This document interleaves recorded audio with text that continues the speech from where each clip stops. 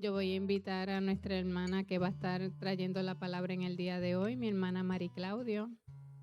Vamos a recibirla con un aplauso. Sabemos que vamos a ser grandemente bendecidos.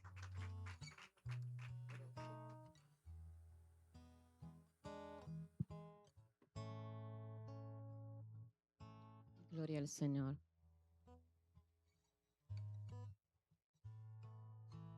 Le damos gracias al Señor en esta mañana por la oportunidad que nos das de estar en su casa.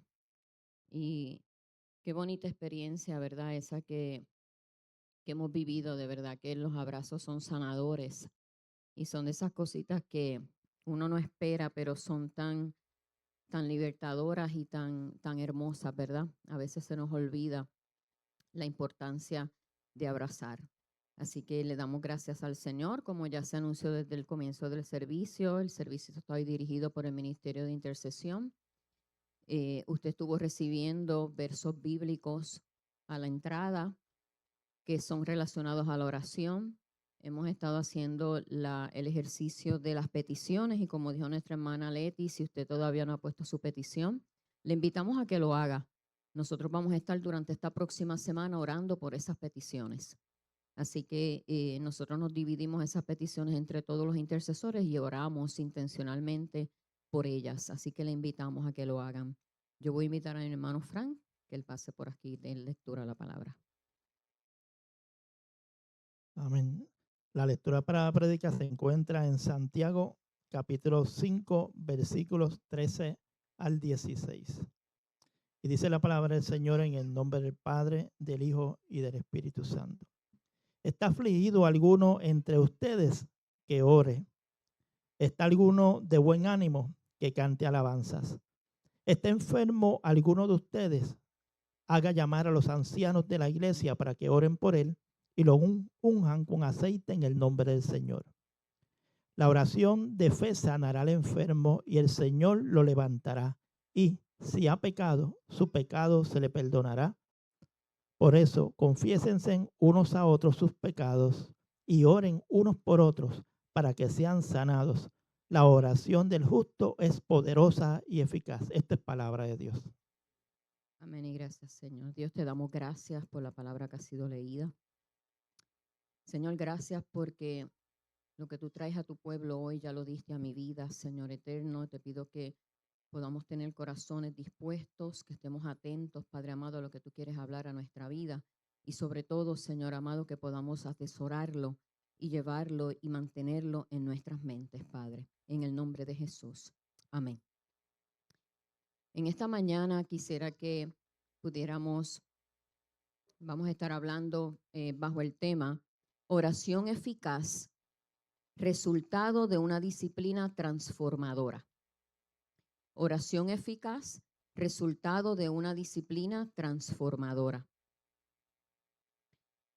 Quiero aclarar que en el desarrollo del mensaje estuve utilizando la versión de Reina Valera. Aquí se estuvo leyendo la nueva versión internacional y es el mismo mensaje, lo único que utilizan, ¿verdad?, unas palabras quizás de la manera en la que lo expresan diferente. Pero si usted me escucha y lo escucha de una manera distinta, es que esa es la versión que yo estuve utilizando. La epístola de Santiago es clasificada como epístola general. Las epístolas o cartas en la palabra que usted ve en el Nuevo Testamento, que son clasificadas como generales, son aquellas que no estaban dirigidas a personas o a iglesias en específico. En contraste con las epístolas de Pablo, que usted ve que están dirigidas a ciertas comunidades en específico y a iglesias. Gracias. Es escrita en el primer siglo a las 12 tribus que están en la dispersión, y usted puede ver esto en el comienzo de las cartas, ¿verdad? Se hace esa aclaración, quién le escribe y hacia quién y quién es el destinatario.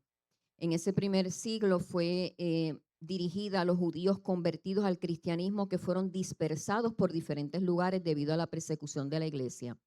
Así que cuando usted lee esa carta, dice que está dirigida a las 12 tribus que están en la dispersión, y cuando En ese tiempo se hablaba de las 12 tribus, significaba que se estaba hablando de Israel en general. Sin embargo, las enseñadas plasmadas ahí, el autor no las utiliza solamente para Israel en general, sino que era para estos judíos cristianos específicamente que habían sido dispersados por la persecución. Y sin embargo, las enseñanzas plasmadas en la carta no se limitan a ese tiempo, como toda la palabra, que fue escrita en un determinado tiempo, en un determinado lugar, por ciertas personas y dirigida a ciertas comunidades. Sin embargo, es viva y eficaz y continúa siendo viva y eficaz para nosotros. Se cree que su autor, Santiago, quien se denomina a sí mismo como siervo de Dios y del Señor Jesucristo, era el hermano de Jesús. Él mismo es mencionado por Pablo como el jefe de la iglesia de Jerusalén en el libro de Hechos, donde se refieren a él como Jacobo, el hermano de Jesús. Y también Pablo lo cuenta entre los apóstoles cuando lo menciona en Gálatas 2. Lo caracteriza y lo describe como una columna de la iglesia.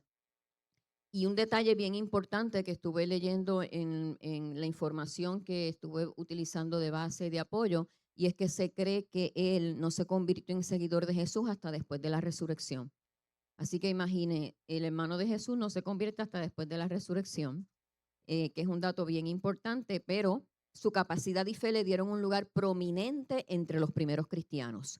Parece que todo eso que el Señor le modeló le había calado bien fuertemente, y una vez él se convierte y toma esa decisión, ya él estaba preparado y se convirtió en esta columna y este pilar fuerte, una persona con capacidad y fe. Tanto así que Pablo salió de Palestina. Cuando Pablo sale de Palestina, Santiago asume la dirección de la iglesia. Y en Hechos 15 presidió la conferencia acerca de la admisión de los gentiles a la iglesia. El enfoque de la carta es fomentar la vida cristiana práctica. Ya la iglesia no se encontraba en sus primeros días y afloraban actitudes incorrectas. Cabe señalar que esta carta recibió críticas. El mismo Martín Lutero dijo que esta era la epístola de paja. ¿Por qué? Porque la interpretaban como una epístola que iba en contra de las enseñanzas que había escrito Pablo, que la salvación era por fe. Sin embargo, no era que era contraria a lo que Pablo estaba escribiendo, sino que era una carta que no estaba invalidando lo que había enseñado Pablo, sino que establecía la importancia de obrar basado en esa salvación por fe. Si yo soy salvo por fe, pero no hago nada al respecto, pues entonces también no estoy teniendo un fruto. En el libro The General Epistle of James, el autor Tasker lo describe de la siguiente manera, y me llamó mucho la atención porque es una manera muy, muy práctica y muy resumida de cómo se puede ver este libro. Él dice, esta epístola parecería de valor especial para el individuo cristiano durante lo que podríamos describir su segunda etapa de peregrinación. Después que ha sido llevado a responder al evangelio de la gracia y ha llegado a tener la gozosa seguridad de que es un hijo redimido de Dios. Si ha de avanzar por el camino de la santidad y si las implicaciones éticas de su fe han de traducirse en realidades prácticas, necesita el estímulo y el desafío de la epístola de Santiago. Así que Tasker hace esta aclaración de que este libro no va en contra de las epístolas de Pablo, sino que al contrario, ya cuando estamos un poco más maduros, ya hemos sido salvos por fe y estamos en verdad convencidos de esto y caminando en la vida de la fe, pues entonces este libro va a reforzar, porque es bien específico en las prácticas que se deberían llevar a cabo. Contiene 5 capítulos que incluyen las siguientes enseñanzas: firmes en la fe, normas cristianas de valor, obras que siguen la verdadera fe, el hablar del cristiano, la sabiduría de Dios, un llamado a la santidad cristiana, el juicio sobre el rico impío, la segunda venida, una esperanza para los cristianos, y oración, fe y recuperación. Entre los temas de esos capítulos, entre los subtemas de esos capítulos se encuentra el beneficio de las pruebas, amar a Dios en medio de ellas, el favoritismo, la fe sin obras, la irrefrenable lengua, el orgullo provoca las luchas, la humildad cura la mundanalidad, y no juzguéis al hermano, no te jactes del mañana, y atender situaciones específicas, necesidades específicas. Así que es un libro bien práctico. Yo sí le invito a que si usted no lo ha leído, lo lea. Podemos ver en él un tono con una autoridad. Aparentemente su personalidad era una personalidad fuerte que hablaba, ¿verdad?, de esta manera, pero es una epístola que nos enriquece y nos lleva a analizar qué cosas en nuestra vida debemos de ir ajustando una vez, ¿verdad?, que ya nosotros somos maduros en la fe.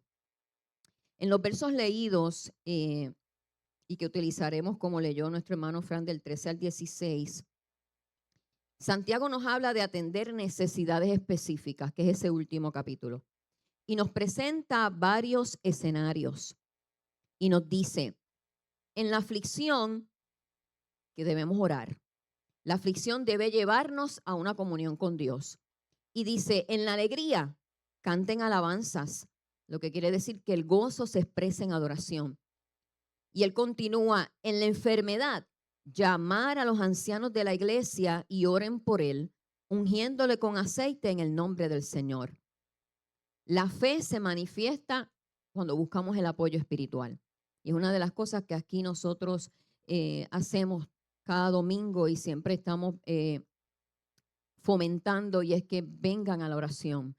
A través del Ministerio de Intercesión nosotros tenemos un grupo donde se nos piden oraciones y nosotros las informamos y todos nosotros nos encargamos de orar por ellas. Así que es bien importante que busquemos el apoyo espiritual cuando hay necesidad. Y en medio de lo que es la enfermedad, llamar a los ancianos de la iglesia. En ese entonces, como hoy, los ancianos eran personas ya maduras en la fe que habían sido establecidas con una responsabilidad espiritual de cuidado sobre la iglesia. Y ellos eran responsables de ir a visitar a los enfermos. Y una de las peculiaridades es que hay versiones que dicen que oren sobre él. ¿Por qué? Porque los ancianos iban y oraban sobre la persona que estaba postrada en cama y oraban sobre él, lo que era la salud y lo que era la sanidad. También le ungían con aceite, lo cual no es una superstición, es un acto espiritual hecho en el nombre del Señor. La sanidad puede venir como resultado de la oración de la iglesia. Yo soy resultado de la oración de una iglesia. Cuando vine al Señor, vine diagnosticada con una diabetes crónica a la edad de 12 años, a la edad de 10 años, y mi vecina me llevó a la iglesia y la iglesia impuso sus manos sobre mí, oraron por mí y yo fui sana. Y puedo testificarle de muchas cosas de las cuales el Señor me ha sanado. Así que la oración de la iglesia es eficaz y la oración en el nombre del Señor es eficaz. Si usted se siente enfermo, pida oración, busque ese apoyo espiritual. Es de suma importancia. Yo oré en mi casa. En un momento de mi vida yo también pensaba eso, pues yo oro. Hasta que cuando tuve mi proceso de 2 años entendí la importancia de lo que era la unción del pueblo. No sé si recuerdas, pastor, la reunión que nosotros tuvimos en el negocio del esposo de Nid. Yo recuerdo que yo llegué a esa reunión, que era una reunión de equipo de líderes, y yo me encontraba, ¿verdad?, tan desconectada, y cuando yo llegué allí, hubo un cambio en mi vida. Yo sentí paz, sentí tranquilidad, y cuando salí de allí, volví a sentirme desconectada, ansiosa, triste. Y eso me llevó a mí entender una cosa que yo no lograba, que yo no había entendido hasta ese entonces. Y es que la realidad es que esto, hermano, la comunidad de fe, la unción que se manifiesta en la comunidad de fe es poderosa. Y el hecho de que usted esté libre, que usted esté sano, que usted esté en comunión con el Señor, usted puede influir espiritualmente en la vida de aquel que no lo está. Así que es bien importante que nosotros podamos entender que la dinámica de congregarnos, de estar juntos, de estar unidos, eso hace el cambio en otros. Aquel día nadie oró por mí, aquel día yo no pedí oración, nadie impuso las manos sobre mí, estábamos hablando de asuntos administrativos. Sin embargo, yo pude ser ministrada y salí de allí diciendo al Señor de cuánto valor era el lugar donde yo pertenecía. Y me llevó a que me doliera el corazón el saber cómo yo me encontraba y no valoraba el efecto poderoso de un pueblo que ora, que ayuna, que intercede y que está unido para adorar y glorificar al Señor. Así que si en algún momento usted piensa que es una muy buena idea usted apartarse de la casa del Señor porque está desanimado, yo le insto a que usted no lo haga, porque en ningún otro lugar usted encontrará este efecto poderoso y esta manifestación extraordinaria del Espíritu en su vida.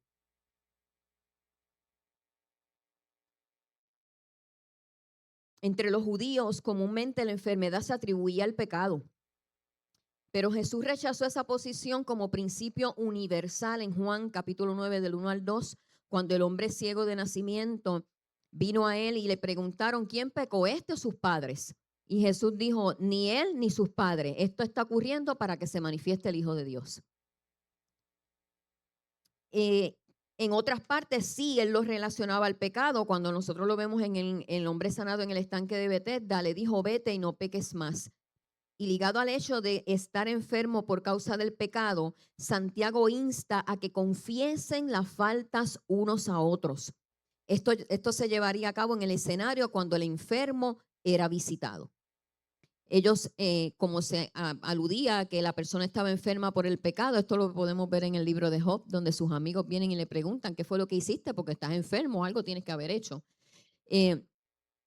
Se aludía que había pecado, entonces yo me imagino, esto es mi opinión y pensando cuando analizaba esto, bueno, cuando esta gente llegaba allí, que primero le habrán preguntado, ¿qué te pasa o qué pecaste? ¿Qué fue el pecado que cometiste? Pero la realidad es que había una dinámica donde el enfermo confesaba y por medio de esta confesión, si la enfermedad había sido causada por el pecado, entonces él era libre. Y Santiago lo que quiere establecer es que en la oración, en la confesión, hay poder, hay libertad. Cuando nosotros confesamos nuestros pecados, hay libertad en nuestra vida. Dice la palabra, y Yari hizo referencia a ese capítulo 51 del Salmo, que el salmista decía, mientras callé, se envejecieron mis huesos, nos consumimos. Y en esta versión nos dice, en la ofensa, confiésenla unos a otros y orad unos por otros para que seáis sanos. Y aunque sí sabemos que está hablando del pecado, cuando leía esta versión venía a mi mente lo que es la ofensa. Como también la ofensa, cuando la miramos desde el punto de vista, cuando me siento herido porque alguien me hizo algo, como también esto, según el pecado se establecía que podía causar enfermedad física, pero hoy día, y es algo que el Señor trajo a mi corazón, como la ofensa que me puede hacer el hermano y no la hablo, también me enferma. Enferma mi corazón, enferma mi mente, porque estoy todo el tiempo pensando por qué me hizo, por qué lo hizo, yo no me lo merezco, no se lo merece. Y estamos todo el tiempo con esa pelea, no tan solamente nuestro hermano, nuestro familiar, nuestro esposo, quien sea. Cómo la ofensa, hermano, puede enfermarnos interiormente. Puedo decirles que por muchas veces resistir el dolor de ofensas, yo puedo certificar hoy que en un momento dado de mi vida yo me enfermé. Y yo iba al médico y el médico me decía, tú no tienes nada, hay algo más ocurriendo contigo porque tú no tienes ninguna situación física. Pero yo tenía unos síntomas físicos. Pero ¿qué era lo que estaba ocurriendo en mi vida? La ofensa y el dolor que yo tenía cobijado en mi corazón. Así que tomando esta palabra que aunque hace referencia al pecado, hoy quiero hacer un llamado a que si tú te sientes ofendido, si tú te sientes dolido por algo que alguien te ha hecho, sea voluntaria o no voluntariamente, que no dejes que eso dañe tu corazón, porque nos lleva a un estado de enfermedad emocional y mental que impide que el Espíritu Santo trabaje en nuestra vida. Así que tomando eso de premisa, en la ofensa, confesémonos, digámosle, Ismaelito, me sentí mal por lo que me dijiste. Lo que pasa es que a mí se me hace más fácil ir donde Yensalí y decirle que Ismaelito me hizo sentir mal. Se nos hace más fácil porque es falta de carácter. Pidámosles al Señor que tengamos el carácter para que en amor podamos ir a aquel que me hizo sentir mal por X o Y y podamos vivir sanamente en el Señor. Amén. Así que entonces, luego de que Santiago hace referencia a todos estos escenarios y como ya les dije desde el principio, establece un orden a seguir, unas prácticas que deberían llevar a cabo. Entonces llega y hace la afirmación poderosa que está basada en el mensaje de hoy. La oración del justo puede mucho. Y en la versión Reina Valera nos dice, ¿está alguno entre vosotros afligido? Haga oración. Alegre, cante alabanzas. Enfermo, llame a los ancianos y oren por él, le unjan. Y la oración de fe salvará al enfermo y el Señor lo levantará. Y si hubiere cometido pecado, le serán perdonados. Confesad vuestras ofensas y orad unos por otros para que seáis sanados. La oración eficaz del justo puede mucho. Así que en el escenario que Santiago nos presenta, se realiza la oración en comunidad. Y pudiéramos quizás ver y pensar que son situaciones prácticas para ser realizadas en la comunidad.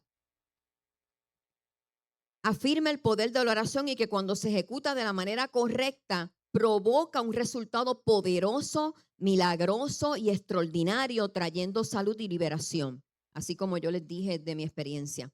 Santiago aclara que las oraciones que proceden del justo, es decir, de aquel que está en correcta relación con Dios, son contestadas.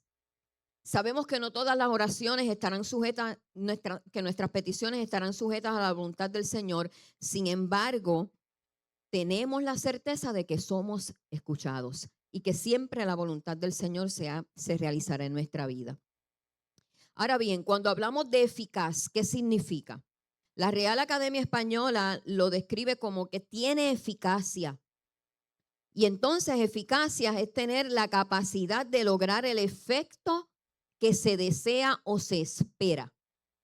En sus sinónimos se encuentra efectivo, eficiente, capaz, vigoroso y enérgico. Pero entonces cuando estudiaba este verso, viene esta pregunta a mí. ¿Dónde entonces comienza la efectividad de la oración del justo? Cuando vemos que ser eficaz es ser ferviente, pudiéramos pensar que una oración eficaz tiene que ver con ser muy intensos. Yo que soy una persona intensa, que oro aquí y levanto la voz, usted puede pensar, pues eso es una oración eficaz. Esa es parte de mi personalidad. Mi personalidad no tiene que ver con que la oración sea eficaz o no. Mi parte emocional, mi intensidad humana no tiene que ver con la eficacia de la oración. La oración ferviente no viene de la autoridad humana, ni porque seamos autoritarios. La oración ferviente o la oración eficaz es el resultado de una relación con Dios y una vida alineada con Él. Volvemos. Mi oración es eficaz, puede ser eficaz, no porque yo grite, no porque yo llore, no porque yo brinque, porque no está relacionado con mi autoridad humana. Está relacionado y viene como resultado de mi relación con Dios, pero cómo yo estoy alineado con Dios. Yo puedo relacionarme con Dios, pero como decía Yari, salir de aquí y olvidarme. Y no estoy alineada a Él. Así que para tener una oración eficaz que tenga resultado, yo puedo como quiera ser pasional y ser autoritaria en la oración, porque ya esa es mi personalidad, pero para que tenga un resultado, tengo que tener una relación con Él y estar alineada con Dios. Y para que nuestra vida esté alineada con Dios, debe pasar tiempo con Él. Debemos orar. Ninguna relación se fortalece ni crece si no hay comunicación. La oración ferviente, la oración eficaz, esa oración que va a traer un resultado, es fruto de nuestra relación con Él. ¿Por qué? Dije ahorita que no toda la oración que yo pida, el Señor me la va a dar porque no toda es voluntad de Él. Pero si yo tengo una relación con Él, Él me va a llevar a ver, a hacer cómo yo voy a orar. Así que voy a orar conforme a su voluntad. Y ahí vemos el resultado. En SpanishChristianPost.com, en mayo del 2023, se publicaron los resultados de The Radiant Foundation de una encuesta basada en respuestas de 1,700 estadounidenses que informaron que el 63% de los cristianos reportaron que oraban diariamente. Pero de este 63%, el 87% dijo que oraban diariamente solo por 18 minutos.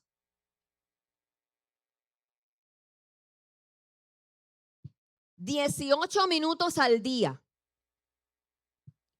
lo cual es relativamente poco cuando lo comparamos con el consumo de las redes. Lo cual es relativamente poco cuando lo comparamos con el consumo de las series. O simplemente con el consumo de lo que sea, de mirar por la ventana, de mirar por el techo, de mirar lo que sea. Cuando nosotros vemos en nuestro teléfono cuánto tiempo hemos estado, y precisamente esta mañana me llegó a mí las horas que había consumido, y la comparamos con el tiempo que oramos, ahí es que nos damos cuenta y se nos contestan las preguntas. ¿Por qué, Señor, me está saliendo esto de esta manera? Señor, cometí el error. Señor, volví a cometer una mala decisión. Señor, vuelvo a estar sumido en los pensamientos negativos.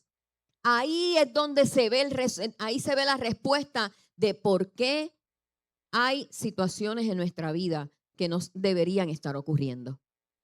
Porque de acuerdo a esta encuesta, y la conclusión de ella es que la oración es importante, y escucha esto bien, importante pero no prioritaria. Estamos hablando del pueblo cristiano, que para nosotros la oración es importante, y yo me atrevería a decir, basado en mi experiencia, que muchas veces la oración es importante porque a mí me conviene, porque yo quiero que el Señor me conteste mi petición, no necesariamente porque quiero ser transformado en la oración. Es importante la oración, pero no es la prioridad en mi vida. Y yo creo que es algo para lo cual nosotros deberíamos analizar. Y yo me vi dentro de ese 87% y dije, aquí hay cosas que tienen que cambiar. Yo no quiero ser parte de la estadística.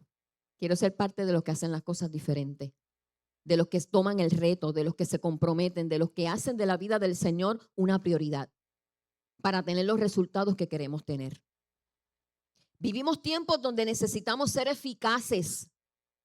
La iglesia del Señor está llamada a ser luz y portavoz de buenas nuevas. Y el pastor hablaba esta mañana eso en la oración.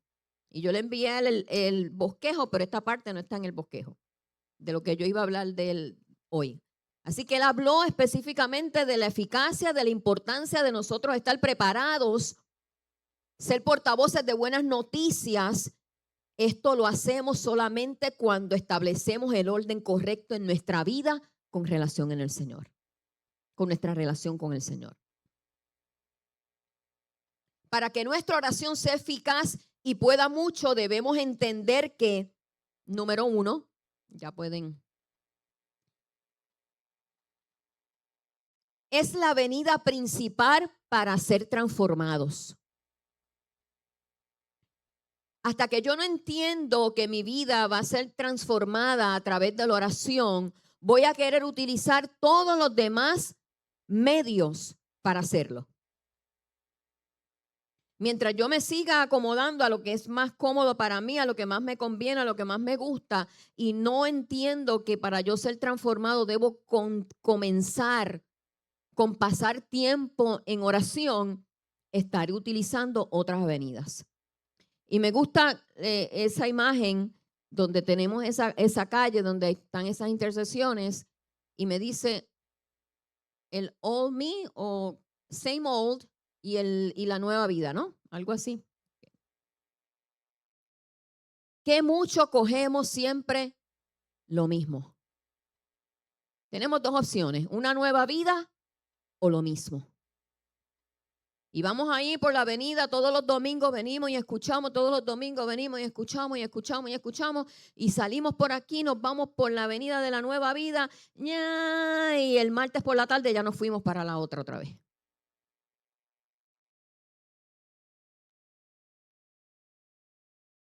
En el libro de la celebración de la disciplina de Richard Foster, si usted no ha leído este libro, yo le invito a que usted lo haga. Este libro nos habla de las diferentes disciplinas que llevamos a cabo para acercarnos al Señor. Foster cataloga la oración como una disciplina interna y la describe como la avenida principal. Yo le había puesto un medio, pero me gustó cómo él lo escribió, avenida principal, por eso mismo. Porque estamos nosotros transitando en nuestra vida todos los días y se nos mete por el medio el carro de la distracción y se nos mete por el medio el otro y hay tapón y me quiero entonces desviar y me voy entonces por lo que es más fácil y siempre caigo otra vez en lo mismo. Así que es la avenida principal que Dios usa para transformarnos. Orar es cambiar. Es increíble, hermano, cuando usted ora, cómo usted comienza a ver las cosas de una manera distinta. Cómo las cosas que antes le cargaban ya no le cargan. Cómo las cosas que antes le angustiaban ya no le angustian. Y cómo las cosas que no valen la pena, por las cuales uno debe de preocuparse ni prestarle atención, ya uno no le presta atención. Porque usted está tan enfocado en la oración y en la presencia y en ser transformado que usted echa esas cosas a un lado. Pero cuando no tenemos la oración como una prioridad, todo lo demás viene a ser primero.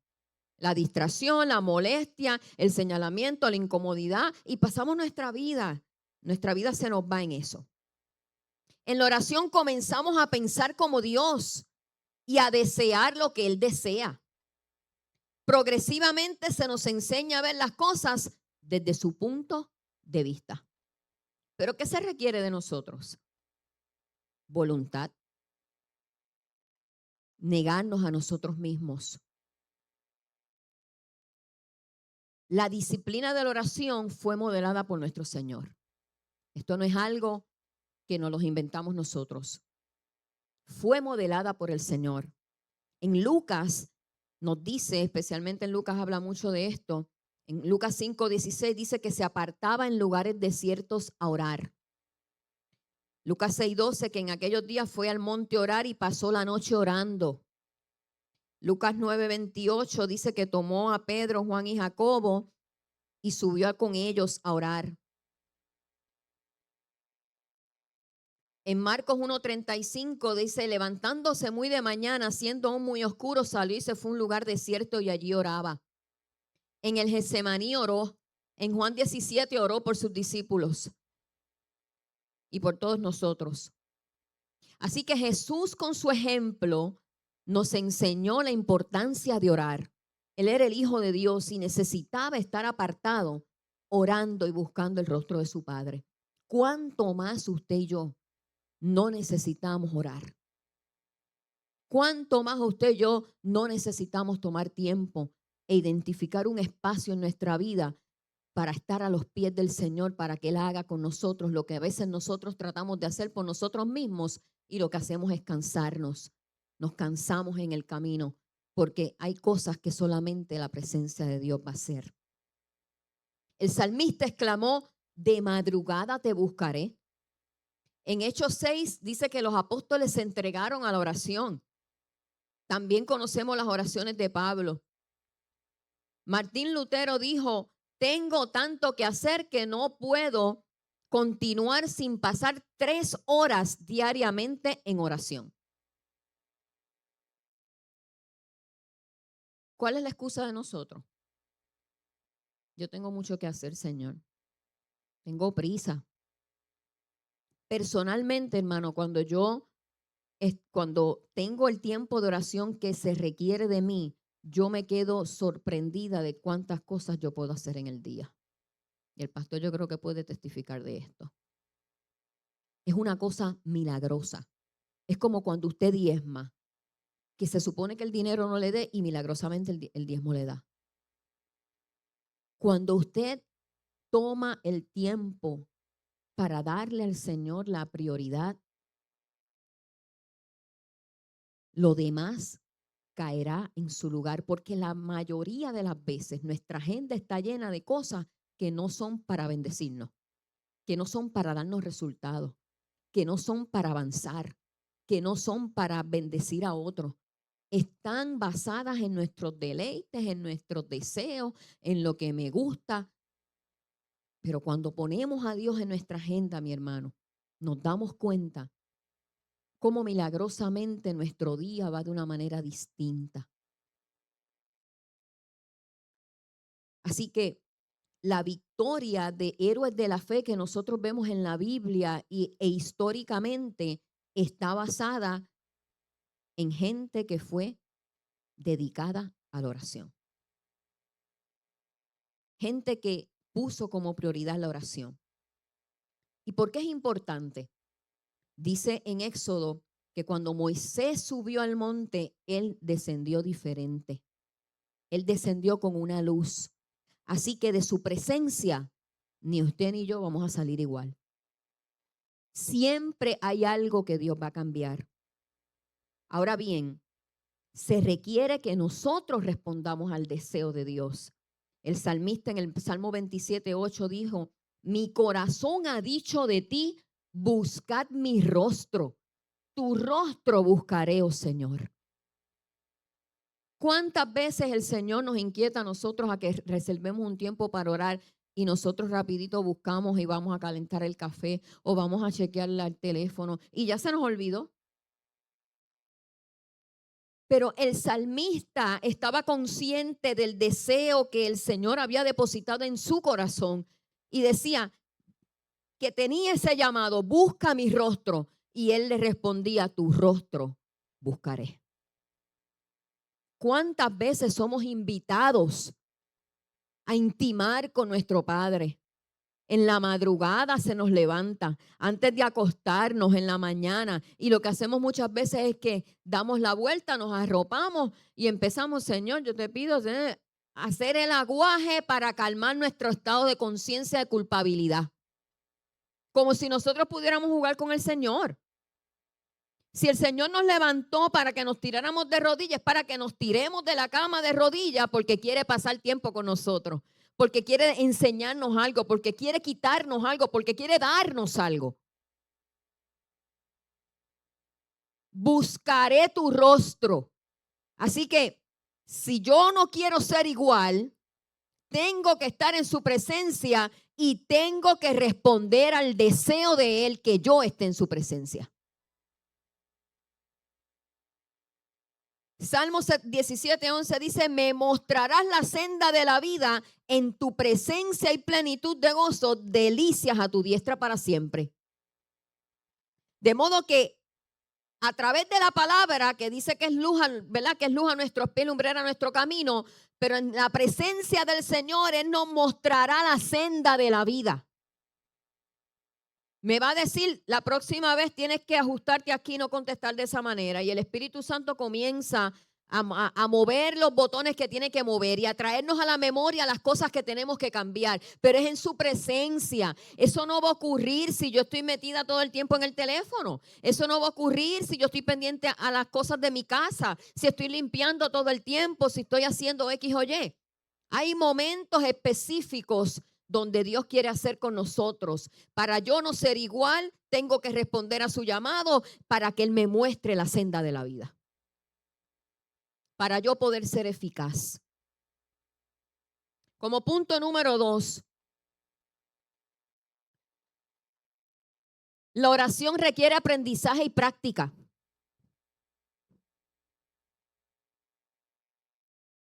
La oración es algo que se aprende.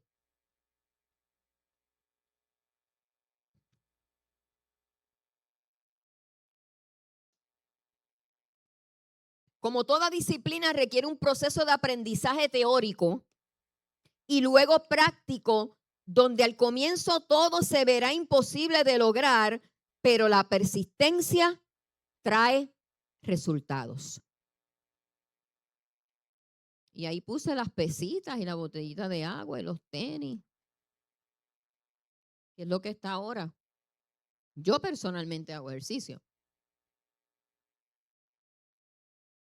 Y cada vez que tengo quizás una ronda de ejercicios nuevos que no había hecho anteriormente, una máquina nueva que me enseñan, se me hace difícil. Pero después, quizás casi siempre hacemos 3 repeticiones, ya yo en la tercera me creo una máster, porque ya la domino. Porque es aprender y practicar. Y no hay ni una disciplina que usted me pueda traer que no requiera que usted aprenda teóricamente y que ponga en práctica. Y que más allá tenga la ayuda de alguien. Hubo un momento en que yo me quité de entrenadores y me fui sola a entrenar. Y sabía miles de ejercicios, pero me sentía perdida. Porque yo no tengo el expertise de unas cosas. Requiero que alguien me guíe. Nuestra humanidad siempre luchará en contra de este ejercicio espiritual. Yo quiero que usted tenga claro algo. Jesús, el pastor, la pastora, Yanira, Nelson, James, Mari, Yarisi, todos luchamos porque nuestro cuerpo no quiere orar. Todos tenemos una lucha y a todos nos llega la distracción a la hora de orar.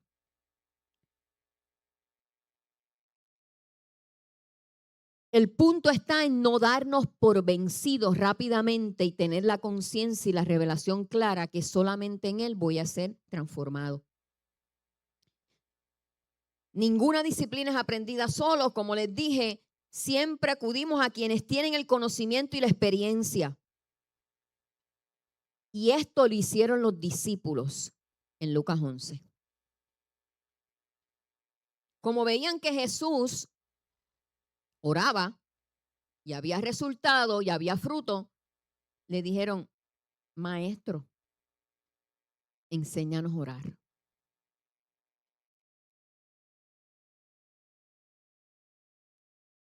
Y cuando nos vamos al capítulo 11, Él enseña el Padre Nuestro, que incluye instrucciones prácticas y claras. El Padre Nuestro es más que una simple fórmula. Es un modelo que nos enseña cómo acercarnos a Dios con reverencia, confianza, humildad y dependencia. Y nos guía en la expresión de nuestras necesidades y en la búsqueda de la voluntad de Dios. Y cuando nosotros vemos, Padre Nuestro que estás en el cielo, santificado sea tu nombre, venga tu reino, etcétera, etcétera. Cada una de esas oraciones significa algo. Y lo resumimos de esta manera. Que la oración incluye adoración y reconocimiento al Padre, el establecimiento del reino de Dios, la petición por la provisión diaria, petición por el perdón y la tentación del mal. Pero hay algo bien importante, que aparte de Lucas 11, cuando usted se va a Mateo capítulo 6, que se habla del Padre Nuestro, hay algo que Jesús dice. Él exhorta a que entres en el aposento y cierres la puerta. Lo que denota y lo que implica la necesidad de reservar tiempo y espacio diseñado en la presencia de Dios, donde vamos a aprender de Él, donde vamos a internalizar lo que Él quiere y donde lo vamos a poder practicar cuando salgamos de ahí.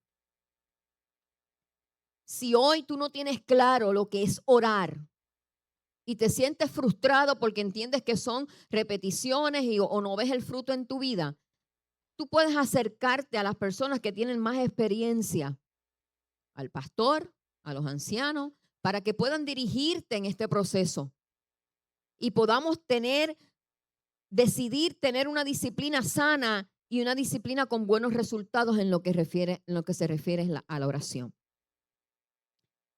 Para poder desarrollar esta disciplina transformadora. Es más fácil darnos por vencido, pero hoy es un buen día para comenzar y solicitar la ayuda de cómo ser más efectivos en ella.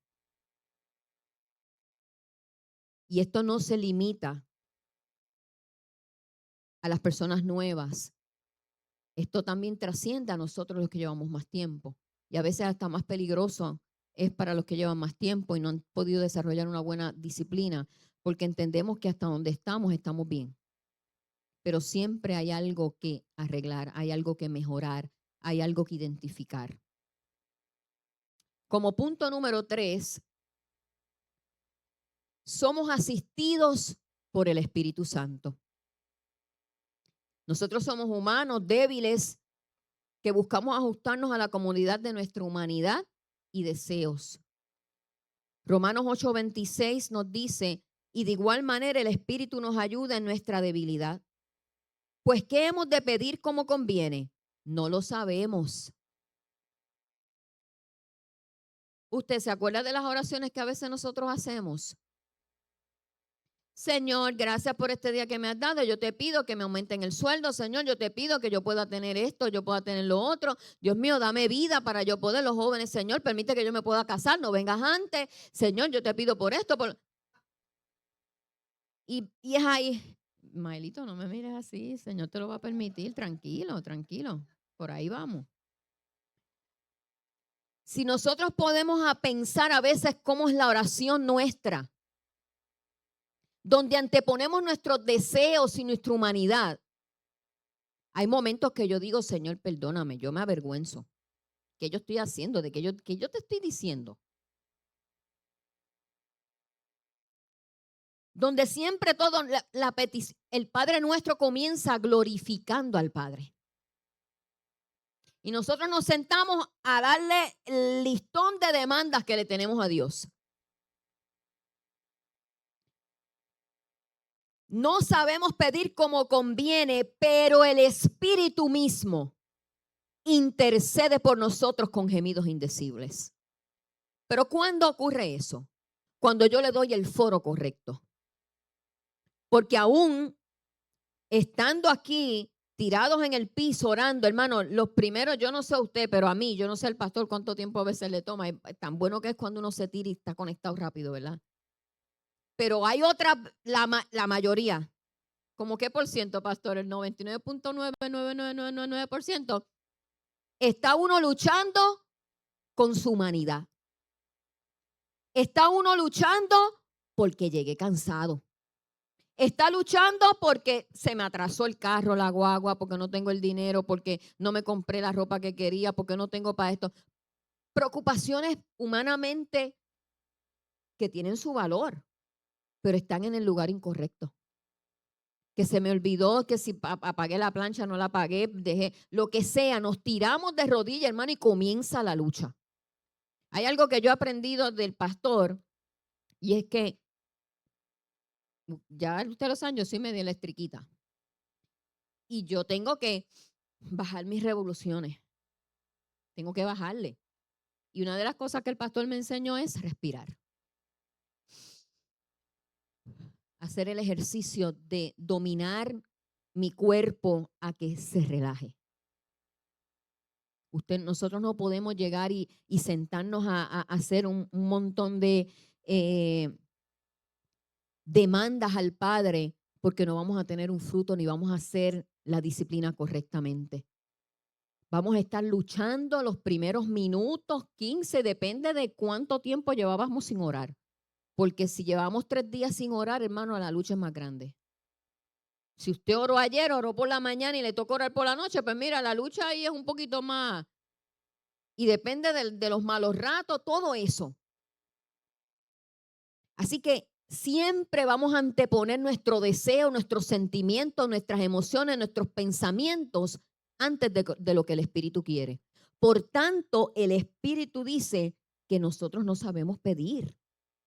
No sabemos pedir como conviene. Creemos que lo que nos conviene, Frank, es pedir por nuestra salud financiera, por nuestras posiciones, por X o por Y. Pero el Espíritu es el que sabe qué es y cómo yo tengo que orar. ¿Qué es lo que tengo que pedir? ¿Y cómo tengo que pedirlo? Mateo 6:7 dice que el Señor decía, y orando no usen vanas repeticiones, como los gentiles que usan palabrerías para que sean oídos. Nosotros tendemos a dar instrucciones y demandar a Dios lo que queremos. Cuando yo llegué a esta iglesia, venía de una corriente donde nos habían enseñado lo que era: yo demando a Dios y yo te demando, Señor, y yo te proclamo y yo te exijo porque yo soy hijo de Dios y porque la palabra dice, porque como si Dios no supiera la palabra. Y yo te exijo que eso ocurra ahora. Y después en el nombre de Jesús, después ser el cherry.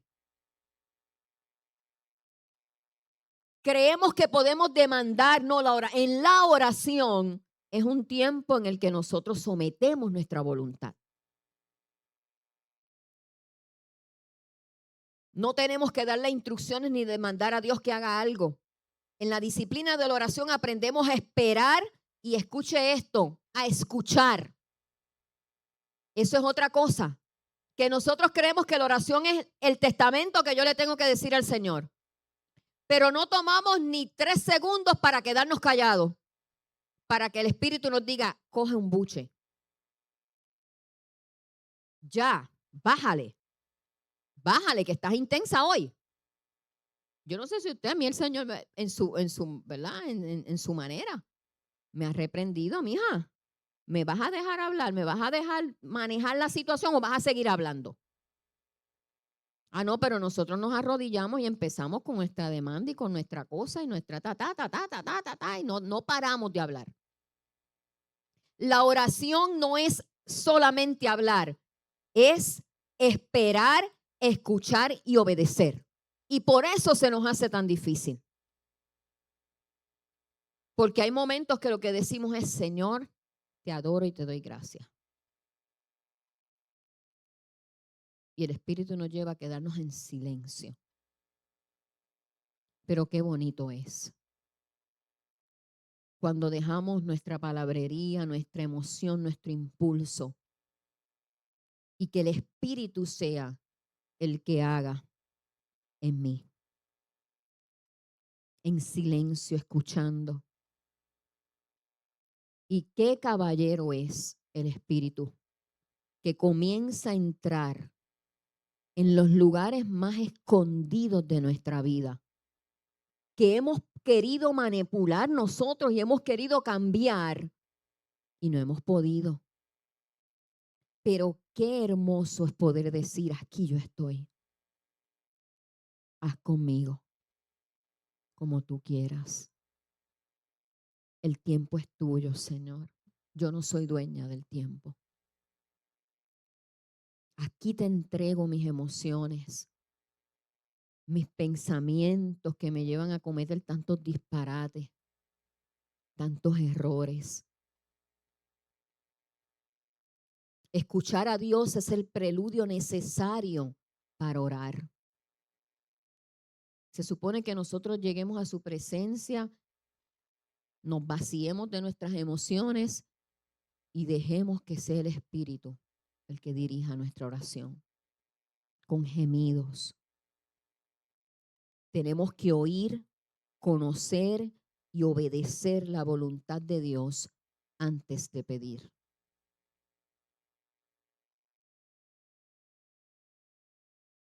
Porque también Santiago dice que pedimos conforme a nuestros deseos. Pedís y no recibís porque pedís mal, para gastar en vuestros deleites.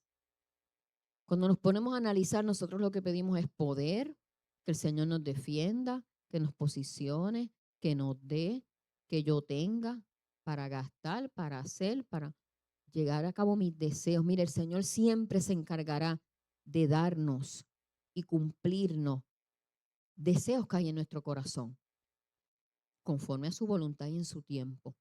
Pero nosotros queremos imponerlo.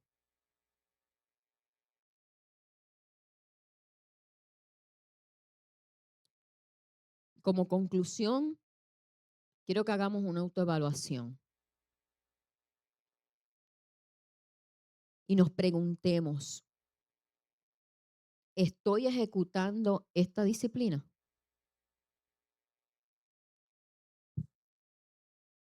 ¿Estoy orando? ¿Es parte, la oración es parte de mi vida? como segunda pregunta, porque muchos diremos sí, es parte de mi vida. Somos del 63% que ora todos los días. Ahora bien, ¿es mi oración eficaz? ¿Estoy siendo efectivo? ¿Estoy llevando a cabo la transformación? ¿Estoy aprendiendo y siendo intencional de que todos los días quiero aprender algo para practicarlo? Y estoy buscando la ayuda de las personas que tienen experiencia. ¿Estoy dejando que el Espíritu Santo me asista en la oración? ¿O creo que sé tanto de la oración que no necesito ayuda del Espíritu Santo? ¿Qué parte de mi vida necesita mejorar en esta área? ¿Necesita más constancia, profundidad, sinceridad, dependencia, alineación con la palabra? ¿O meramente decidir que la oración sea parte de mi vida? En esta mañana, el llamado del Señor a nuestra vida, a través de la oración como disciplina transformadora, es que tengamos la oración como parte de nuestra vida. Esa es la disciplina, parte de la disciplina del cristiano. Que seamos intencionales en buscar el lugar y espacio necesarios para relacionarnos con Dios. Que busquemos la ayuda de gente que sabe para que podamos crecer en esta área y después multiplicarnos en otros. Y permitámosles al Espíritu Santo que sea Él el que gima por nosotros, porque Él es el que sabe cómo pedir, cómo conviene a nuestra vida. Le voy a invitar al ministerio de adoración. ¿Dónde estamos hoy?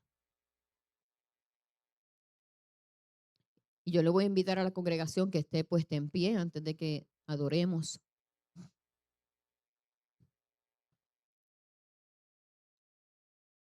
Y creo que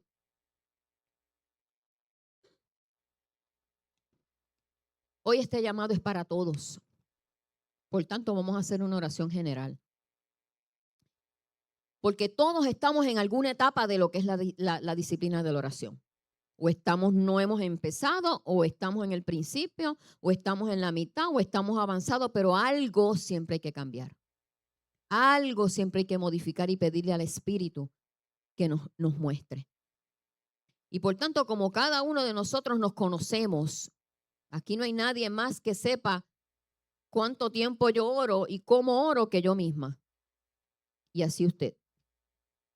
Y que seamos sensibles y le pidamos al Señor, muéstrame qué yo debo cambiar, qué debo modificar. Amén. Dios y Padre Celestial, gracias. Gracias por tu palabra, Señor.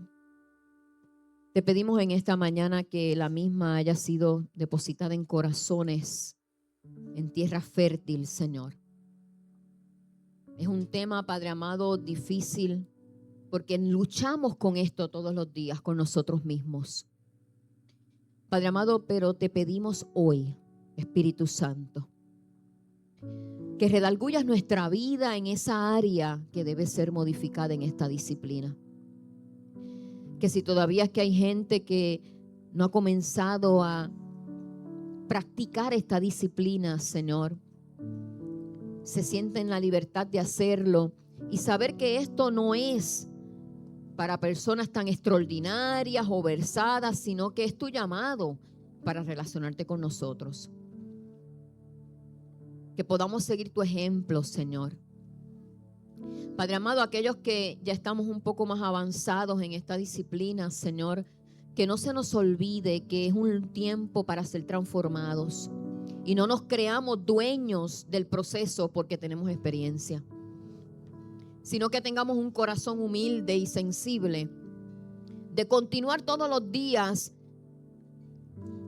aprendiendo y practicando, Señor amado, y perfeccionando esta disciplina.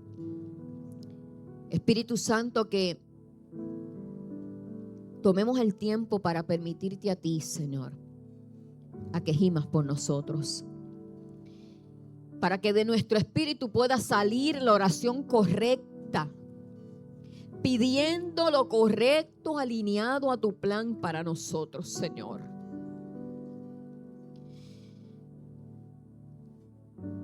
Oh Espíritu Santo, que nos demos la oportunidad, Señor, de vivir derramados a ti y podamos entender el gran beneficio, Señor, que tiene estar en tu presencia, que nos evita tanta frustración, tanto dolor, tantas equivocaciones. Espíritu Santo, moldea nuestra vida conforme a ti. Y que estemos disponibles y dispuestos a responder, como dijo el salmista. Tu rostro buscaré, Señor. Tu rostro voy a buscar, Señor. Gracias, Señor, porque sabemos que obras en nuestra vida, Señor. Y nos das la esperanza, Padre amado, que en ti, Señor amado, tenemos paz. Y que tú no nos dejas, Padre. En el nombre de Jesús. Amén y gracias, Señor.